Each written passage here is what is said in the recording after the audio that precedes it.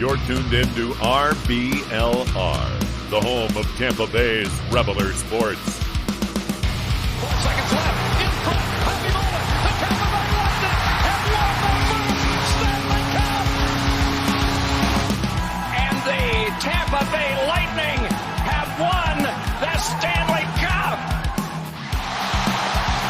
Lightning strikes twice. The Tampa Bay Lightning win their second straight Stanley Cup.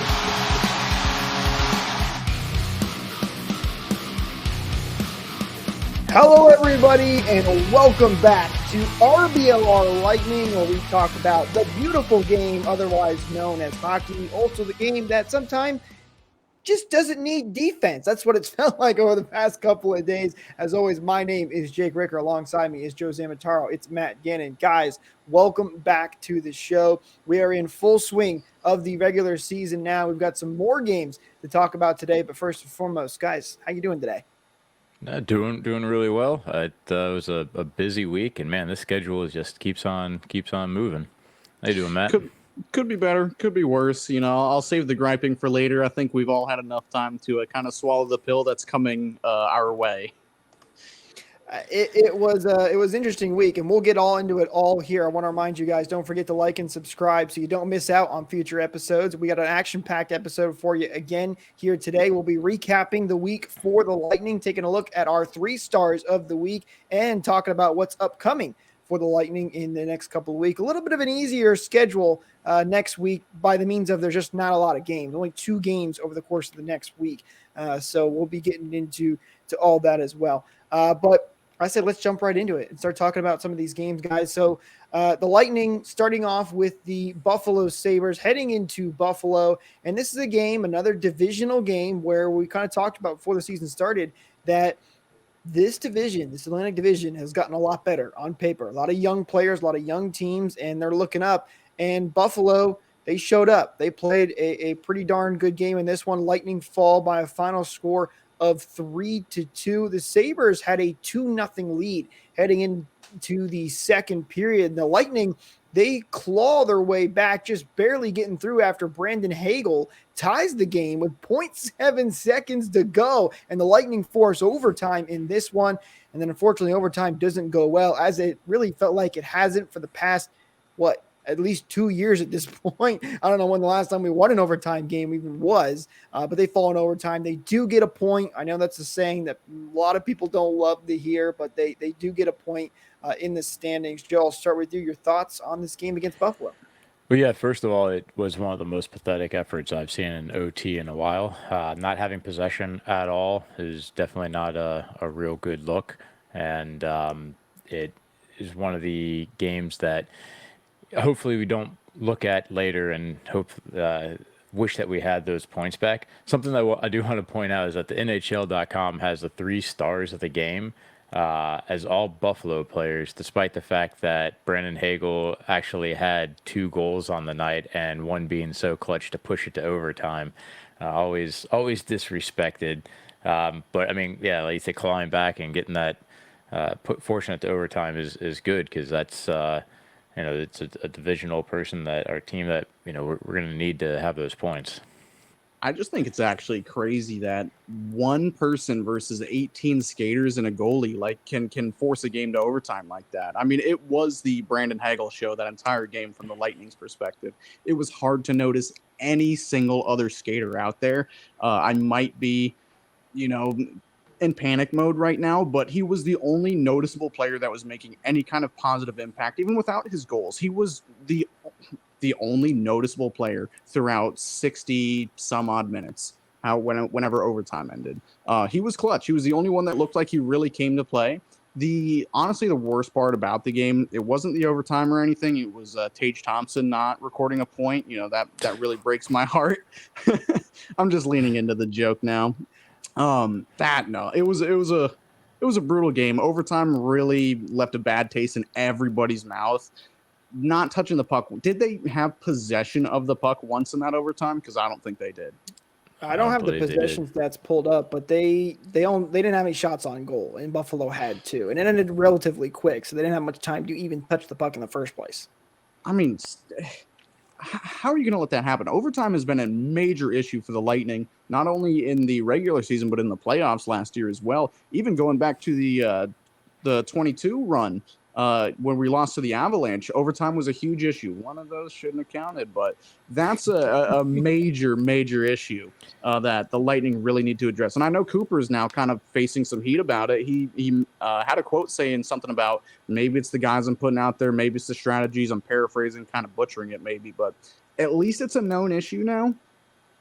Well, one of the most difficult things about overtime is it is such a puck possession game that you're really playing. You're not even necessarily trying to, shoot if you have the opportunity. You want to make sure that when you shoot that it's not going to be blocked. Like, you're not going to create a defensive lapse, and B, you have a good chance of actually scoring on it so that if the possession change does occur, you're not stuck without the puck. And something that we've seen in these overtime games, there'll be one team that has the puck for 3 straight minutes, and rather than taking a chance pushing towards the net, they'll just skate it straight back out into the neutral zone, allow their guys to change, and then re-enter with some speed, and maybe even repeat that a few times without attempting a shot.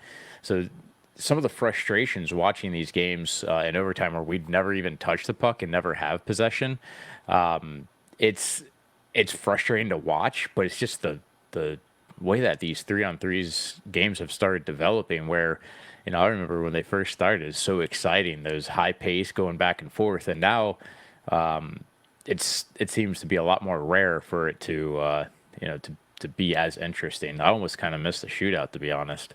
Whoa, those I see where you're coming from, because it really has developed over the last couple of years where it has just become strictly a line change competition. Whoever can change lines the best and the fastest, running out of the zone if you don't see what you like, taking it back to the red line, even sometimes your own blue line, just making sure you get the right guys on the ice now. Not that it's become boring. There's still plenty of fantastic overtime games, but from what we've seen in this 3-on-3 format over the last 2-3 years is when it's really seemed to develop. It's just a complete possession game. Get the shot that you, not the shot that you want, but the shot that is key, the shot that is perfect, essentially. And if you've got that possession and you can run the other team around, I mean, first of all, it's hard enough being trapped in your own zone 5-on-5. It's even harder when you're trapped in your own zone 3-on-3. That is just brutal. And our guys got caught out there badly. Well, and it's funny. There was one positive that I felt from overtime, and it wasn't that Stamkos fell over and gave up the goal. So they were at least improving in that department. But listen, man, why are you bringing up bad memories? I know. I'm sorry. It's been a rough week for the Lightning. But hold on, I want to pause there for just a quick second. I mean, they're over 500 for the week. It hasn't been that bad of a week overall, and everyone that's pressing the panic button are freaking out.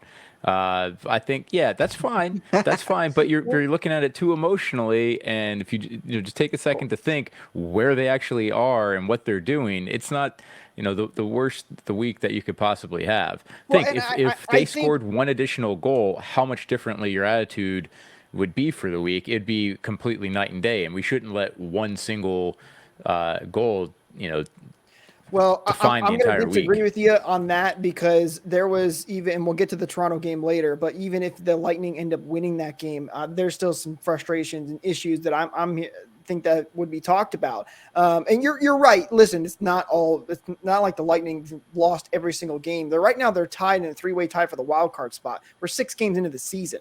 It's still very, very, very, very early. I think it's because it's these divisional games, and because these are very winnable games for the Lightning. If they just fix some of these little mistakes, I think that's what's creating some of this frustration here. Like, for example, against Buffalo, the Lightning looked terrible until Hagel scored that first goal. Then they started to show up. Then it's like, oh, okay. It felt like the Lightning didn't know the game started at 7:00.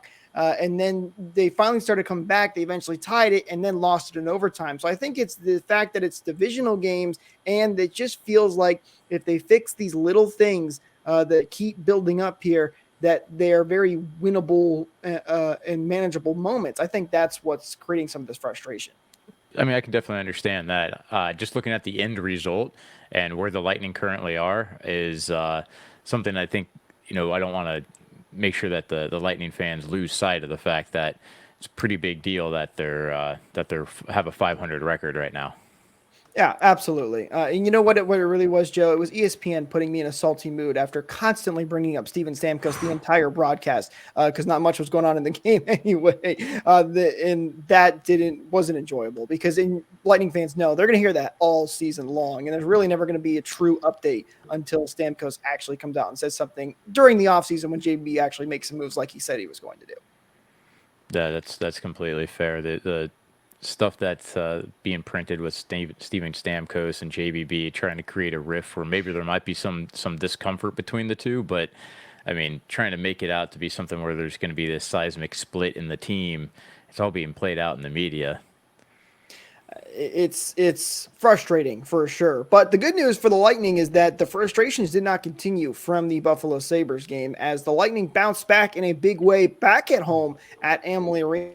The Vancouver Canucks by a final score of 4-3. I gotta say, this was a fun game to watch. The Lightning got off to a good start in this one. Vancouver battled back, eventually taking the lead. Then the Lightning came back, and eventually they do come away with the victory. Nikita Kucherov was big in this game with 2 goals himself, showing off that absolute rocket of a shot that he has over on that best right one-timer circle. on the team.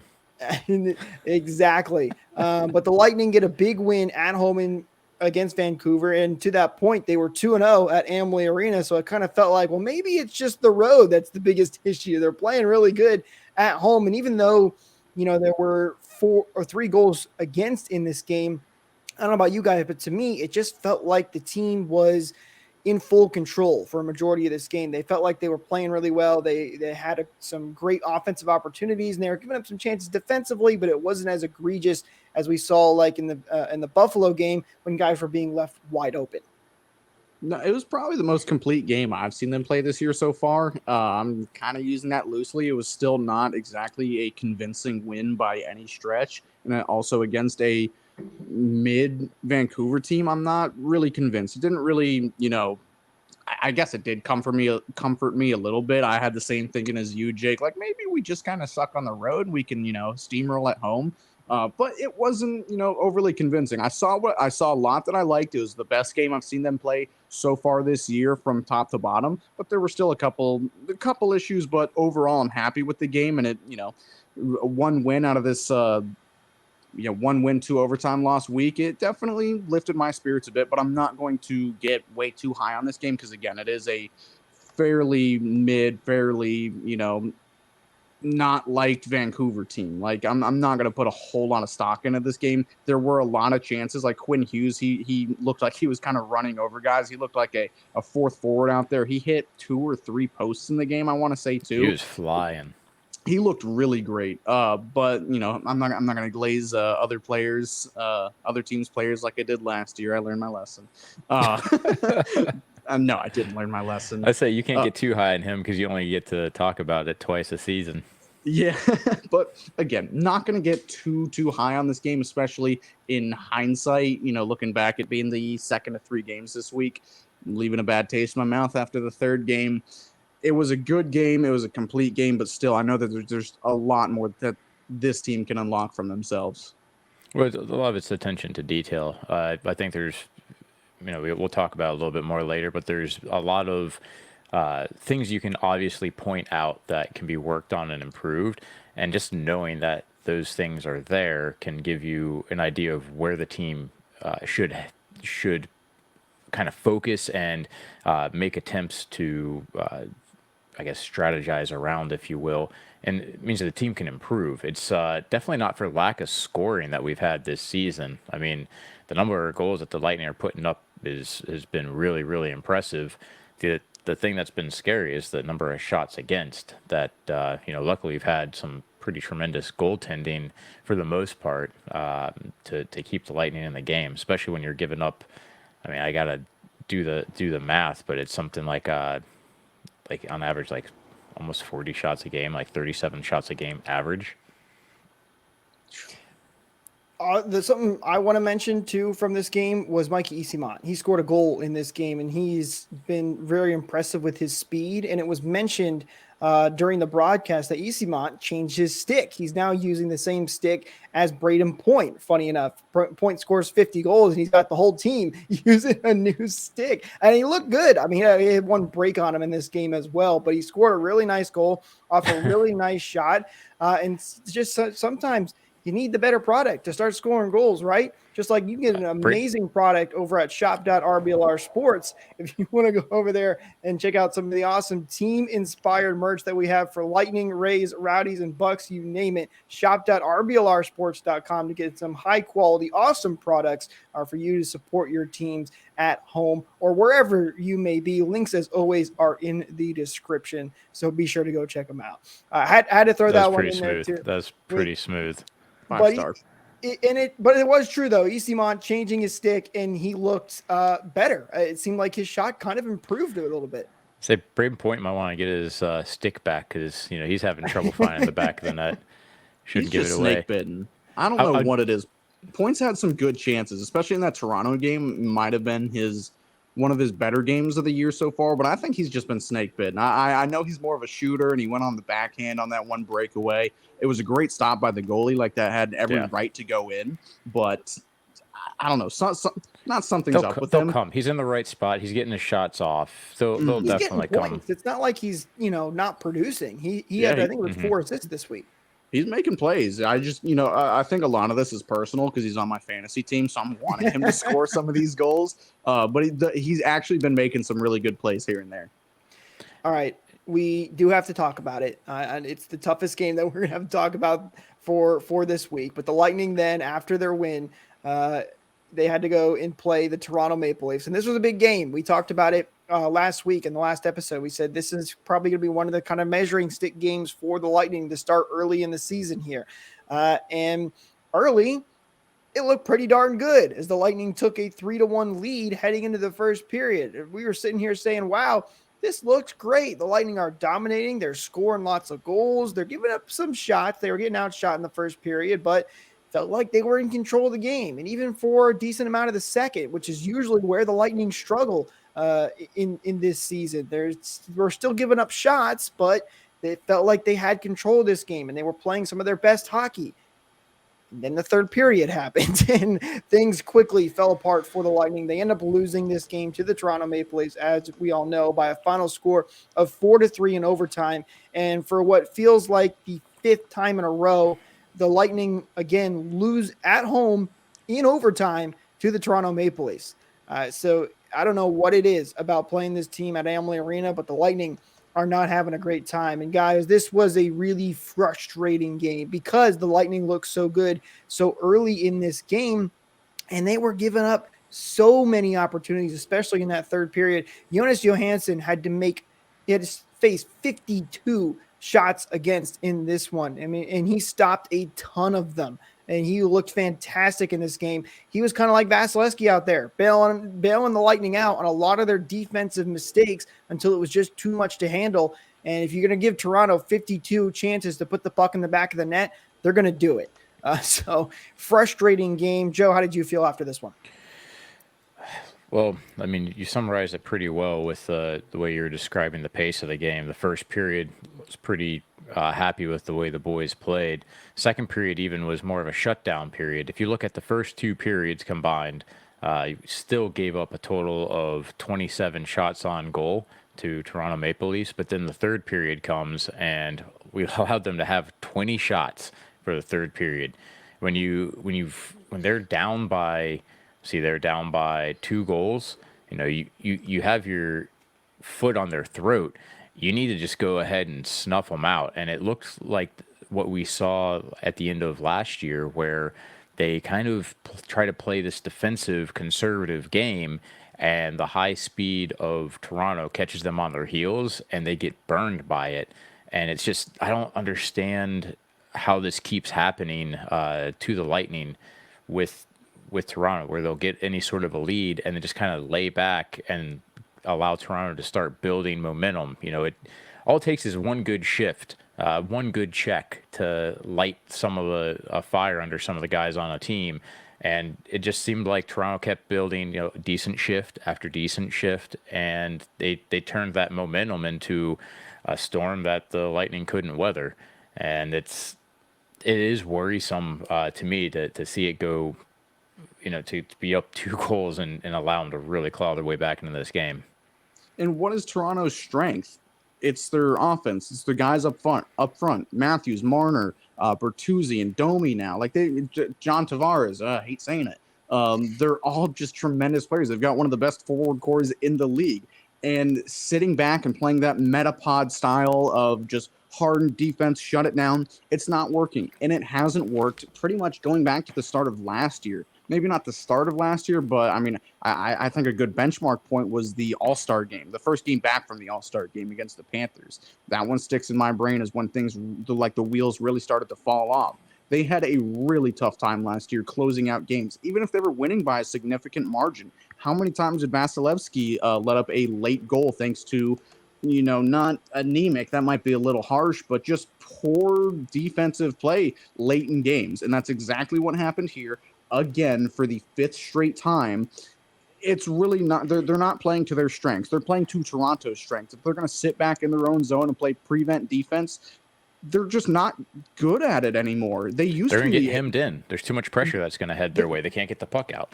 They used to be good at it, back in the the cup run years. It's crazy saying back in the cup run years. Now it's it's right then, but it also is kind of forever ago. But when you lose key pieces, guys like, of course, Ryan McDonough can't be understated, but great checking forwards like Yanni Gourde and Blake Coleman. They were perfect at what they did. They were the line that you sent out when you wanted to end a game with 5-10 minutes left. I'd even go as far to say, not last year, but the year before, that school bus line would just they wouldn't generate offensive scoring chances, but they just grind in the offensive zone, keep putting the puck behind the net, eat up time, and it wouldn't be something where they're going to score a goal, but the other team couldn't touch the puck either. And if this wasn't such a recurring theme, I would just put it, as the yips or something. They just, have the early season yips, but we can go back literally almost a calendar year and see where these problems kind of started. As time goes on, I think getting rid of McDonough might be, no, I'm not going to say it's the final nail in the coffin or anything, but revisionist history, it's not looking great. Like, he was one of the best shutdown D-men in the league, and you lose that swagger, you lose that leadership, and nothing has really been the same since. I don't know if you guys share the same sentiment, but closing out games, it's the same story. Again, going back to the overtime theme as well. They can't at the end of games, they really can't get anything going unless they're trailing from behind, because then the Lightning are playing to their strengths. They like to score goals. They're a high-powered, high-scoring, high-goal-scoring team. So when you're going to play to another team's strength, you're going to relent. They're going to take advantage, and Toronto did exactly that. They took advantage of every single opportunity they gave them. They were playing way too deep in their zone, giving them way too much space, way too much momentum late in that third period. It's becoming a huge issue, and it's really starting to get under my skin, if you couldn't tell. I mean, it's completely understandable. I get it, you guys. As I'm sure you know from my messages in our chat, I was furious after this game. I was so upset. Matt, I agree. Like, yes, losing McDonough, he's a top defender in the NHL. Of course, that's going to hurt. I still think the Lightning have a great defense and a lot of great players that know how to play defense and shut things down. But I think that's part of the problem, right? It's not that they lost McDonough. I still think they have a good team, but they're trying to play this shutdown game, and they forgot all about their offense that was helping keep the Leafs off their game. You got to still, even if you're up 6-1, you still want to you can start playing a little more defensive, but you still want to keep that offensive pressure up to keep the Leafs on their toes, or any team for that matter. So I think that's part of it as well. And then the other thing for me was, where was the red flag that was going off on that bench or in the locker room, or really just on the bench while overtime was being ready to go to? Because when you went into overtime, things did not get any better at all. The Lightning touched the puck once in that overtime. It was a completely dominated overtime by the Toronto Maple Leafs, and the Lightning just seemed like they never got their feet back under them at all when things were snowballing. Yeah, I mean, It's not all the blame on the actual defenseman either. The No. defense is No. completely a team effort, and the forwards are really some of the ones that made it difficult for our defensemen.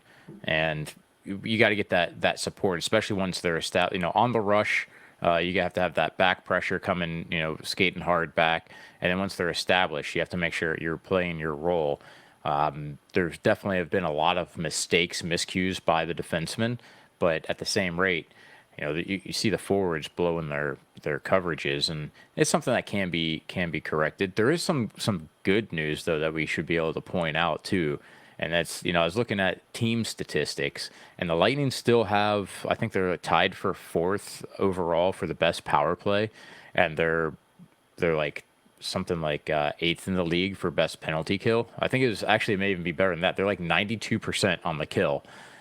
So there's some special teams. They're like going off. You see Kucherov masterfully cutting teams up on the power play, and we're getting the clears that we need for the penalty kill. So at least we do have, and you can even say that from a goaltending standpoint, we've had much better goaltending than I possibly could have predicted that we would have seen. So it's not all doom and gloom, even through these what looks like 2 losses and a win. It's still like a .66 win percentage through these 3 games. Yeah, we're still, above water. We're still above NHL 500. We're not in a bad position, but we're still treading water. And I think the most frustrating thing for me is that the issues that we're facing are not the ones that we expected at the start of the season. Obviously, the ones we expected were goaltending issues, and honestly, on that front, it's been pretty good. I mean, we'll get into Jonas Johansson a little bit later, but he was tremendous this game. Nothing goes on him. He did everything he could to keep our skin in that game for the entire time of it. And I'm not, like you said, Joe, it's not on just the defenseman. It is everybody out there at that time. Line changes have been a huge issue for them, but again, it's not all doom and gloom or anything. I did take away a lot of positives from this game. It was a very good, 45 minutes, give or take. The first couple of the first period weren't the greatest, but once they kind of got their footing, they were playing really, really good, especially all the way down the lineup. Of course, the first couple games, they've been, highlighted by the big stars, but I did want to point out Waltteri Merila. I thought he had his best game as a Bolt so far. He looked really good. I saw him everywhere. He looked really good on the power play. Luke Glendening also, he looked really good out there. It was probably the best game I've seen from the 4th line, I guess we'll say it. I think Connor Sherry was demoted to the 4th line. I'm still kind of unsold on him. But again, not everything is doom and gloom. The second period was probably the best period they played, even though all the scoring came in the first. But Joe, you're right. Like I was in a much bigger panic mode until you said, well, we still are, 500 on the season. And that kind of did calm me down a little bit. But there's still just a lot of issues. You're letting 40 shots get on net nightly to not only backup goalies, but third string goalies. It's unacceptable. Yeah. I know I keep, spinning like a wheel, saying the same thing over and over and over again. But in terms of issues to have, that's a system correction that they can make, where you can't make a backup goalie a better goaltender. And I think I'm so pleasantly surprised with what we've had with that. The goaltenders have been much better. Matt, you mentioned Sherry, and I know a lot of people have been frustrated with him. It's also important to keep in mind that some of these new not younger guys, but new guys to the team, we're 6 games into the season. They've got to figure out these systems too, and sometimes it takes a while. Look at Brandon Hagel. It took him a while to get things going when he joined the Lightning late in the season, and now he's one of the Lightning's arguably the best player on the team right now. So it's too early to jump the gun, I think, on some of these guys. Yeah, Sherry hasn't been great, but I think he needs some time to find his role. He's been playing on a lot of different lines, so there's that to remember. Joe, you were talking about some of the stats. I have some of them pulled up here. The Lightning are the 4th best power play right now in the league at 35%, and then the penalty kill is the 7th best in the league at 92.3%. So yeah, very good numbers for the Lightning on special teams right there. And if you look at the new stats from the NHL Edge website, which the NHL put out today, which is very cool, by the way. If you haven't gone and check it out, highly recommend you do. NHL Edge is the website. But almost all the categories, the Lightning are in the top areas, top skating speed, burst over 20 miles an hour, and shot speed, shooting percentage, shots on goal. Everything is really good for those advanced statistics part of it, except for one, which is the time spent in the defensive zone, of course. So the defense is the major issue for the Lightning. And it's just some red flags right now that's kind of putting everybody in a panic. But again, if you kind of highlighted, it's 6 games into the season. These are fixable issues. Like Joe said, it's not a personnel type of thing. It's more of a system thing that we know the Lightning can correct, because we've seen this before where they've had some major red flags and they've corrected them. I mean, heck, when the Lightning won the Cup, what was it, 2020, and before they went to Stockholm and everything got better, this is not a worst case situation for the Lightning whatsoever. Ooh, real quick. I just wanted to pull up to see where JoJo was in terms of saves, and he's seen shots against 184 shots against him. The next closest is 153, but the the average is like 120. He's seen about 50% more rubber than any other goaltender that's playing right now, and he's still above 900 save percentage. That Toronto game probably helped that stat there. Yeah. So, Jake, or I guess we all kind of mentioned, even going back to last year, that this is a systems issue. These are all very fixable issues. When do we, if these problems persist next week, I'm giving this week a little bit of a pass, because I know we said if we're having the same conversation next week, it's going to get a little dirty. And, there's a bit of an attitude in this room right now. But when do we start pointing fingers at the bench? Like, I've seen a lot of, and it's not the usual complaints about John Cooper that whatever the heck we used to complain about. But do you guys think it's something behind the bench? I've seen one of the things I've seen the most is that he's too buddy with players now, and he's not really, and this is nothing that we're going to know, but he's too buddies with players that he's had, under his reign for over 10 years now. Do you guys think that might be a case? Absolutely. The same guy that benched Kucherov last season, that benched Pointer last season. I mean, come on. There's a reason John Cooper is one of the most winningest head coaches in NHL history, let alone in Lightning history. This guy knows what he's doing. Again, it's 6 games into the season. No, I do not think it's anything with John Cooper. Is he making some mistakes? Maybe. Yeah, maybe. But this is a guy that knows what's going on with his team and knows how to fix these things. He's done it before. Matt, you mentioned it. He kind of addressed it after that loss to Toronto. So it's way too early to even be remotely pointing your finger in the general direction of the bench. How dare you? I just wanted to get your take. I don't agree with that. I don't at all, but I will point a finger at Jeff Blashill. I don't think he's really done a great job since he's been here. He's in charge of the defense and the penalty kill, I believe. I'm not exactly sure, but look at Derek Lalonde in Detroit now. He is getting that team an underachieving team and not very star-studded lineup team, and they are wrecking shop right now. Again, we had a strong-ish start to the season last year and kind of whimpered into the good night. That was a very, very long time issue in Detroit under Jeff Blashill's leadership, where they would, whimper out of games. They'd start seasons strong and just absolutely tail off to the end of seasons until he was, eventually fired.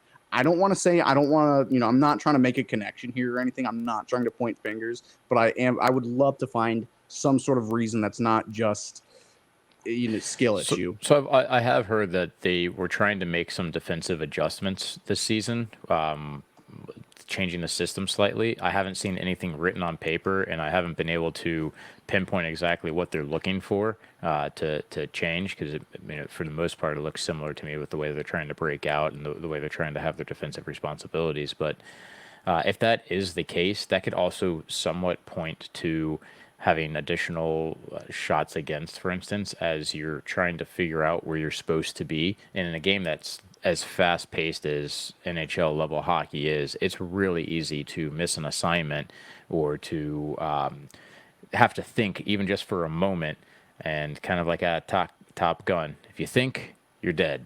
And if they're gripping their sticks too tight because they're looking around to see where their coverage is, they've already probably blown it.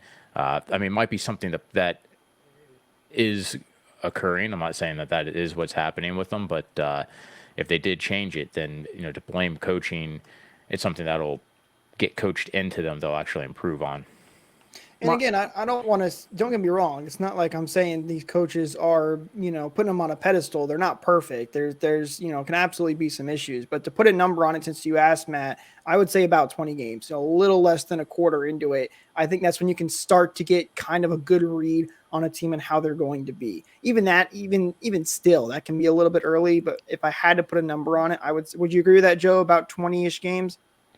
Yeah, but I mean, there's also so many new people that Right. it takes I'd say a quarter season's probably a decent number. More towards 30. Actually, John Cooper was on the Missing Curfew podcast, and it was really cool. It was just I guess they recorded it just before the season started, but it was really cool to kind of hear his take, and he talks about a couple of things like that. And he seems pretty confident with where he is positioned as a coach, and I mean, having just confidence in your own coaching goes a long way for other people reading you. So, And as he should. yeah. I mean, he's done it at every level, as as we've all seen, and I'm sure the guys are still following him without any issues. Joe, sometimes it's a little easier to see these things than as we talk about them without some visuals. So we're doing a little bit of a news segment today. We're going to try it out. We're going to break down some of the goals that happened over this last week. And Joe, you've got some analysis for us.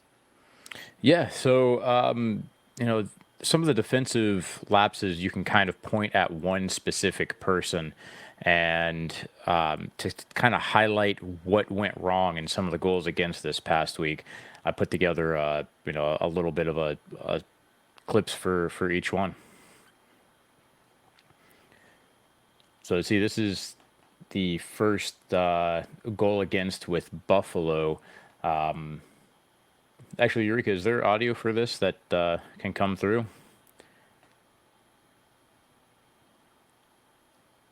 All right, well, I'll narrate as we go through. You can see right now that Buffalo's got control of the puck. They're about to play it back to their defenseman, which is going to give the Lightning an opportunity to have a line change. It's going to go back to the first defenseman, which moves over from D to D. You can see up in the front of the frame how a couple of the guys are already back checking. And as this plays through, when they send this puck up, you'll see at the top of the screen, there's a line change currently happening.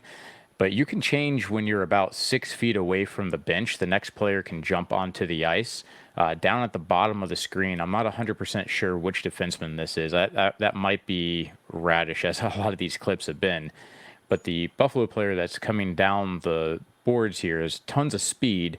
And you'll see, I think, off the top of my head, I think it's Austin Watson that's coming onto the bench, off the bench. He's got no speed, and now he's behind the play.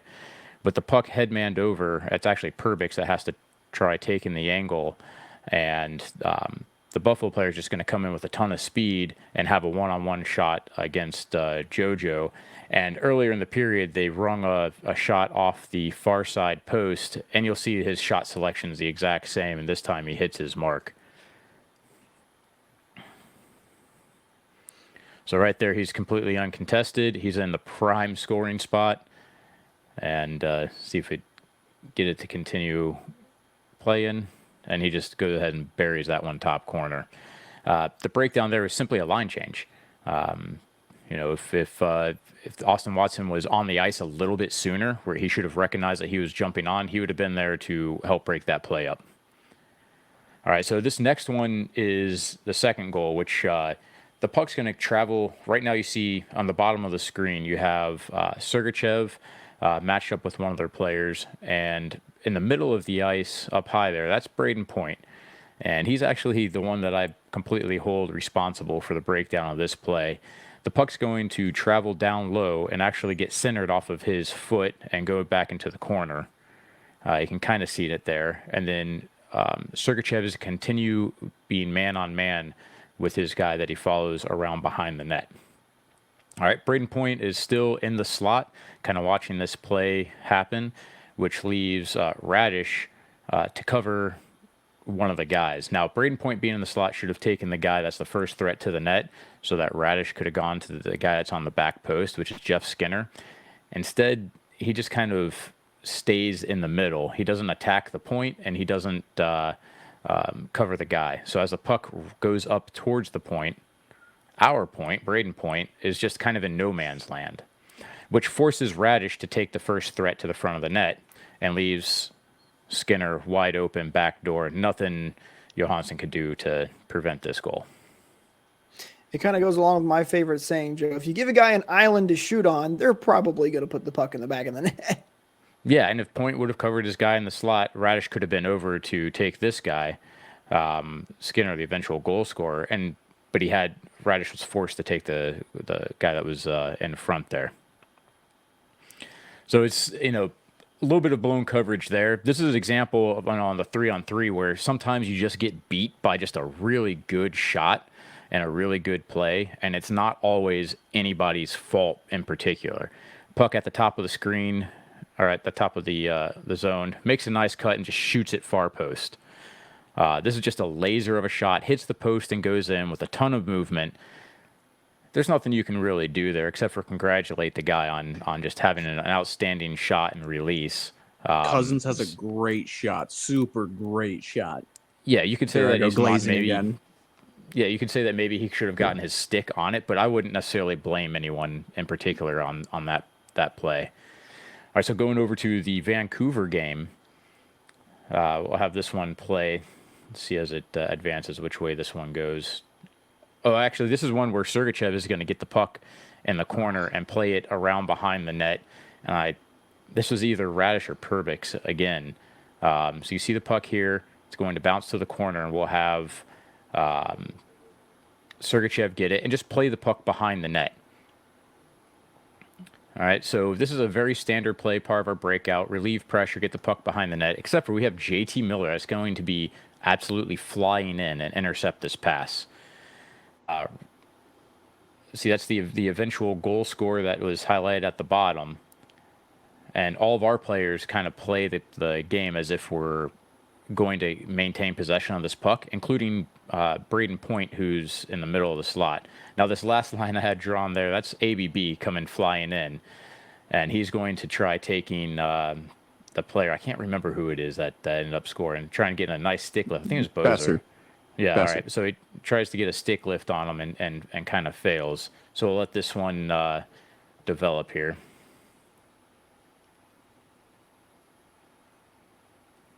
So right here you see that you've got Point in the slot, and he's anticipating the puck going around behind the net. So he's going to take his momentum and curl it to the left from where we see it, which should be the right play. But Miller's just coming in with such speed, and really, I'd say that Point should have seen this a little bit better because he's got the play in front of him. The play was getting cut off. But he ends up in a little bit of a no man's land, stopping in the crease here, just in front of our goaltender, which, you can either take the man or take the lane, and he doesn't really do either. ABB is at the bottom of the screen now, and he's going to come flying in, and he makes a really good stick lift, but he could have been harder and more physical on this play, and it would have prevented the goal. He just, he gets the stick lift right there, but he still shoots through it and scores the goal. So this is, again, a breakdown of coverages where, something slightly different, and that one never would have gone in.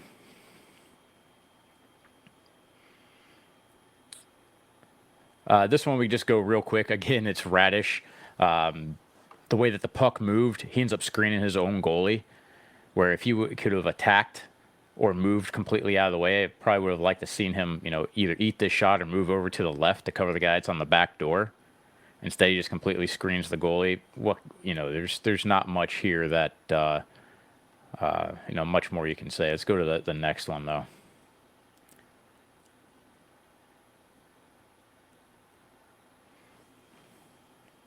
Okay, this one's on Steven Stamkos a little bit. If I remember, this is that overtime. I know the third goal of it. Steven Stamkos is going to pressure JT Miller right there, and then curl back to go towards the slot.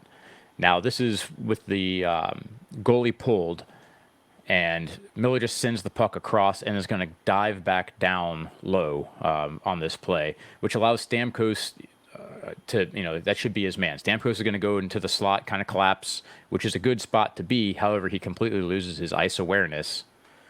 And as we let this play, he keeps his back the whole time to JT Miller. Now, looking at where everyone's set up, his guy is JT Miller. That's who he should be making sure doesn't get an opportunity at this. He doesn't even know that he's there.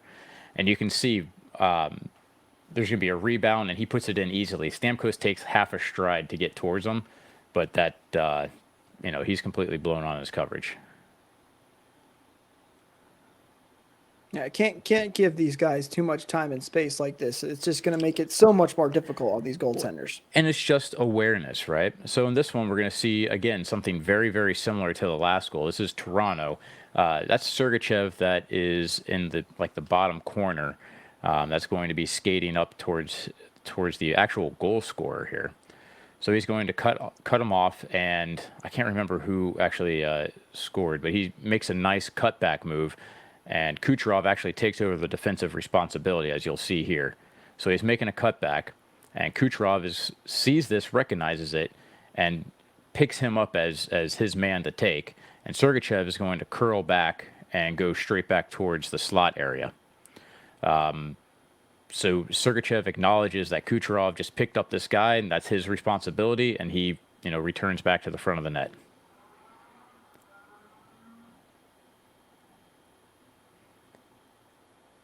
Okay, so the pass goes across, and it would be nice if, I think it's ABB that's in the middle. It would have been nice if he could prevent the pass from going across. He wasn't really quite on his guy on the turn back, but nevertheless, he was in a decent position. But now Kucherov kind of loses sight of what's going on, and we have both of our defensemen getting back. And it's just a really nice pass to the back door where, Kucherov just lost track of his guy, and it ended up going right over to him. So again, the theme with most of these is just kind of the ice Puck awareness. Oh, yeah, it's watching the puck and the ice awareness of what's going on. So if they're more desperate in terms of protecting their own end, they can clean some of this stuff up where they're playing the man more than, like you said, Matt, puck watching. So now you can see Kuch completely isn't covering anybody. He's in the slot by himself. And there's a guy back door. And let me apologize. I pre-recorded these, so timing up exactly is a little bit difficult. And this last one, this is a big team fail. That's Domi streaking up the end. He's got Hagel for backside pressure right now. It was it Hedman or was it? So Domi's skating in. There's another defenseman that's back, and then Steven Stamkos is in the middle of the ice right there. If Stamkos takes so there's our backside pressure. If Stamkos takes the pressure or directly attacks the player, it would allow for more aggressive defensive play. But instead, as this play develops, you'll see that he doesn't really attack them. He just kind of plays in a zone, and he allows them to have passing lanes. So right there, you can see Stamkos was in front of him, didn't directly attack him. It forced the defenseman to actually play further off, so he couldn't directly engage either. Then I think, once again, that's Radish in the middle. He ends up having a 50-50 guess as to who he should cover, and of course you're going to take the guy that's in the slot that's closer to the net, the shorter pass. But no way picks up the guy that's on the other side of the ice that ends up scoring the goal. Stamkos could have taken the player that's in the slot, and that would have allowed Radish to take the guy that's on the back door. I wouldn't blame I think that's Hagel that's back checking, because he was coming from way behind the play. And it's just another case of just kind of blown coverage. Stamkos was more aggressive, or we had the other defenseman step in. It'd have eliminated that opportunity. But it goes all the way across, and it's a cross crease. Yeah, he would have been able to cover there. It's a cross crease pass, and when that happens, it makes for a pretty tough save for a goalie.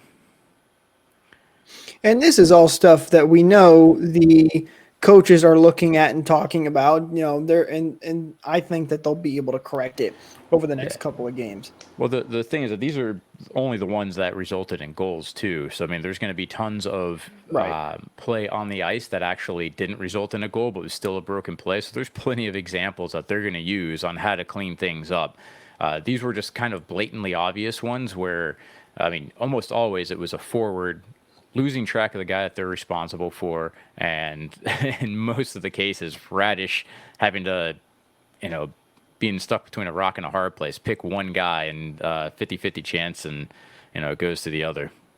All right, let's go to our 3 stars of the week, because there were some that really stand out throughout this week, and we'll start off with our number 3 star, and it's none other than Nikita Kucherov, who's on our list for the first time this year. 4 goals and 1 assist for Kucherov. He was on fire on the power play, sending some rockets, as I mentioned earlier. Matt, your thoughts on Nikita Kucherov?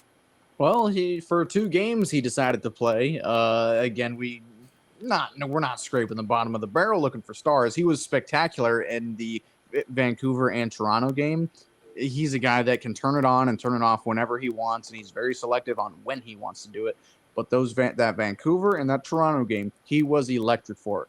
Especially on the power play, he had a really good connection with Braden Point. Huge surprise there, but again, just really looked interested. I guess is the best, applicable word we can use for Cooch is interested, even though he doesn't smile after a goal or anything. He just really had the Jets going. He was turning it on. I think I even saw him back checking a couple of times. How surprising is that? No, he was great, through all of these games. Maybe not the Buffalo game, but again, 4 goals and 1 assist. That doesn't lie, even though those aren't very Kucherov-y type of numbers. 4 goals and 1 assist. I mean, it's good enough to be tied in a 4-way tie for second most goals in the league. Another notable person that the Lightning played against, was Austin Matthews, who had 2 back-to-back hat tricks in the opening game and the second game of the season, who hasn't scored since. So Kucherov's been pretty consistent, and man, one of those one-timers that he had on the power play was exactly, what I think about textbook for a textbook one-timer, where he got all of it. He put it top corner with a ton of velocity. He's shooting better than I've seen him shoot probably ever, which is a crazy thing to think with Kucherov, because he's gotten so good at having a deceptive shot where all of a sudden it's a pass, but he's burying them. And if it wasn't for Kucherov burying these goals, I'd say that the disposition for the fan base would be a whole lot worse. Absolutely true. Well, another player that's making things just look a whole lot better, and he's already been on this list once for our 3 stars of the week. It's Brandon Hagel. He gets number 2 star of the week. 2 goals and 1 assist. This guy is just on another level. I don't know if it's that paycheck finally hitting for him, but he is having a grand old time out there, looking fantastic for the Bolts. He was the big reason he was the only reason the Lightning got into overtime against the Buffalo Sabres. Joe, your thoughts on Brandon Hagel? Forecheck, backcheck, paycheck. I mean, he's definitely getting in there and putting in some work. There was a couple of scary moments this week where he left the bench. Once in that Toronto game, I know that he went into the hallway for a little bit. So hopefully, whatever repairs he had was just something minor. But he's been flying. He's been really noticeable. And the great thing about Hagel is it seems like no matter who he's paired up against, he's been really productive. No doubt he's been the best player. He's been the Lightning's MVP so far, without a shadow of a doubt. He is the textbook definition of a Renaissance man. He really can do anything and everything. And of course, he's been scoring some big goals. He was the only Tampa Bay Lightning player that played in that Buffalo game throughout the entire game. He was the only single one that played. I don't know if you guys saw any other players, but it was just Hagel. But man, that penalty kill against the Leafs late in the game. I mean, a one-man PK unit. I want to say he killed off probably a solid 40 to 45 seconds from getting the breakaway pass that Joseph Wall stopped, and just, a Toronto player gets it, takes it right back, goes and plays it up against the boards, just killing time. He was electric that game. We can point a lot of fingers about a lot of people, but dude, he had one of the best weeks of his entire career this week. Again, Renaissance man, does it all. Power play, penalty kill, and just a stud all around. I've been talking about Brandon Hagel and his nickname Bagel so much that my phone now autocorrects Hagel to Bagel every time I type it into my phone. But going to our number one star of the week, it's a guy that we had a lot of question mark coming into the season, wondering how he was going to be. His stats didn't look so great when you look at it as a whole, but he has outperformed what we have expected him, and that's Johansson. So big congratulations to him getting our first star of the week. He was outstanding. He, as you mentioned, Joe, faced so many shots. He finished with a .911 save percentage, and he did have a goals against average of above 3. But again, as we kind of talked about in some of those breakdowns, not a lot of goals that you can blame specifically him on, maybe 1 or 2 throughout this whole thing. But he has really impressed. It is one thing to have a .9 save percentage and you face 10 shots and let them in.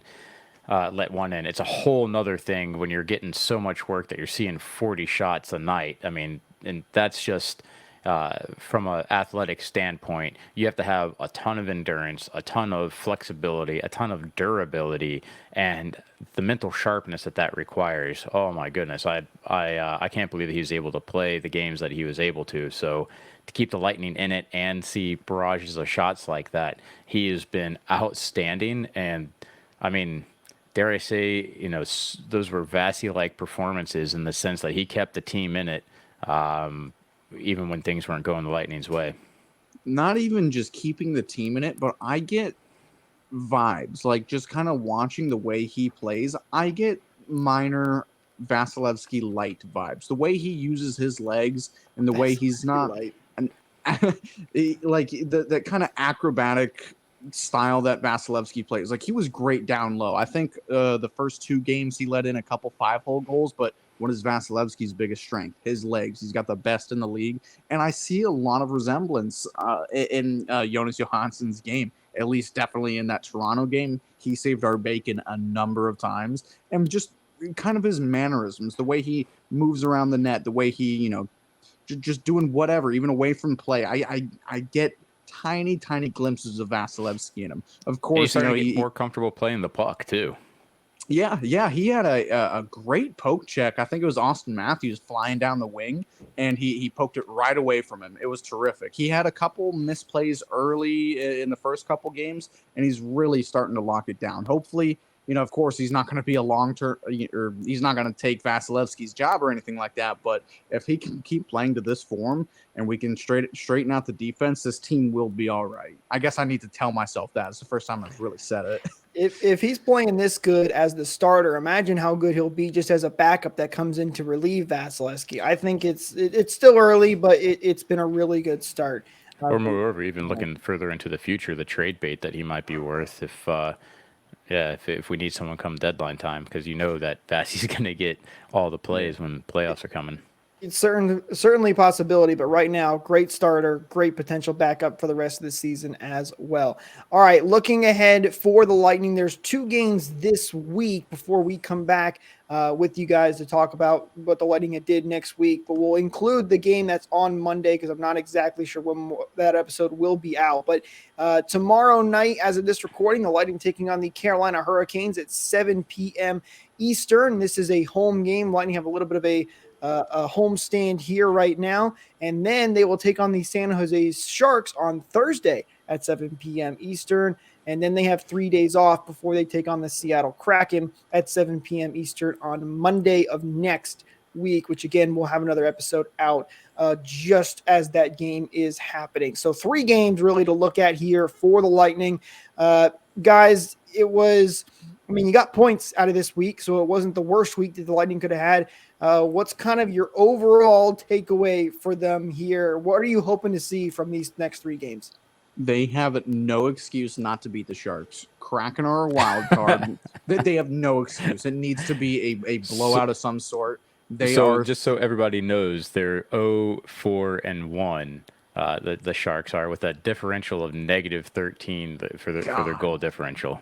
They are anemic, so they have no excuse not to beat the Sharks. The Canes, that's going to be tough. They're kind of going through their own battles right now. Lost to Anaheim pretty badly. That's another team you got no excuse to lose against, but that's going to be a tough team. They're Stanley Cup favorites, and the Kraken, it's hard to get a beat on them. They were crap their first year. They were amazing last year. They're kind of crap again this against year. The Kraken as of right now, and I'm hoping to keep that streak alive. But they're definitely a wild card. Yeah, the Kraken are 1-4-1 on the season, so they're not doing great. I'd say it's Yanni Gourde coming back home, but I don't know if you guys saw, he put his house up for sale, so won't be home for his Tampa Bay home, so it won't be something he can call home very much longer. Had to end it with that negative fact in there, Joe. But the Hurricanes have dropped the past two games, and it's a home stand for the Lightning. So I'm very much looking forward to the game against the Canes. But at the same, with having a full weekend of rest and practice, but at the same rate, I'm kind of nervous for it as well, because that is a really good team. I think that's going to be the big matchup of the week. Johansson for Yanni Gourde at the trade deadline. Who says no? That's going to do it for us in this episode. Thank you guys so much for tuning in once again. Don't forget to like and subscribe so you don't miss out on future episodes. And besides, if you're coming back already, why not do it? It's free. Don't forget to follow us on social media at RBLR Sports, at RBLR Lightning, so you can get all of your upcoming content for the future for the Lightning. We'll talk to you in the next one. Go Bolts! Tuning into this presentation by RBLR Sports. On your way out of the stadium, please remember to like and subscribe.